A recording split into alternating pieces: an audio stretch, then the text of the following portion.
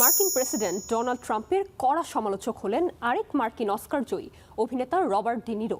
গত কান উৎসবেও ট্রাম্পকে শিল্পের শত্রু এবং শিল্প বিরোধী বলে কড়া সমালোচনা করেছিলেন। এবার ফের মার্কিন প্রেসিডেন্টকে সমালোচনায় ভাসালেন তিনি। সম্প্রতি দ্য বেস্ট পিপল পডকাস্টে ডোনাল্ড ট্রাম্প সম্পর্কে বলতে গিয়ে আবেগতাড়িত হয়ে পড়েন রবার্ট ডি নিরো।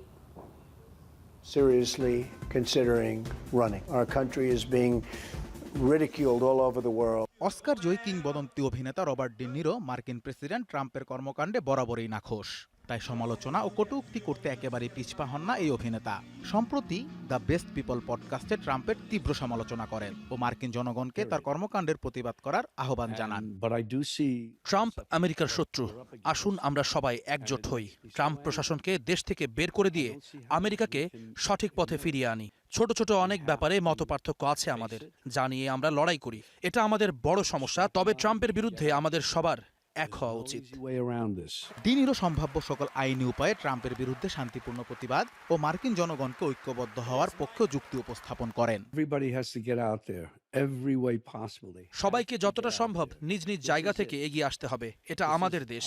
আমি আমার দেশকে ফিরে পেতে চাই। আমি চাই না তার প্রশাসনের লোকেরা তাদের পতাকা আর আমেরিকান পতাকা নিয়ে এমনভাবে ঘুরে বেড়াক যেন তারাই একমাত্র দেশপ্রেমিক। আমরাও আমেরিকান, আর আমাদের মধ্যে আরো অনেকেই আছে যারা আমরা বুঝতে পারি কোনটা ঠিক আর কোনটা ভুল।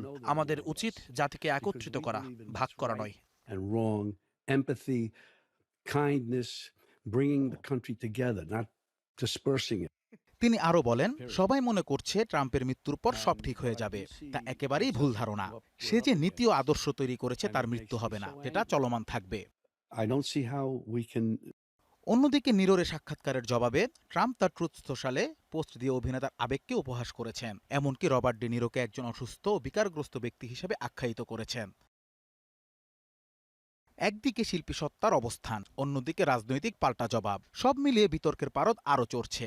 এই ঘটনা প্রমাণ করে গণতন্ত্রে কণ্ঠস্বর থামে না, বরং প্রতিধ্বনি তোলে। সময়ই বলবে এই কথার লড়াই শেষ পর্যন্ত কোন পথে গড়ায়।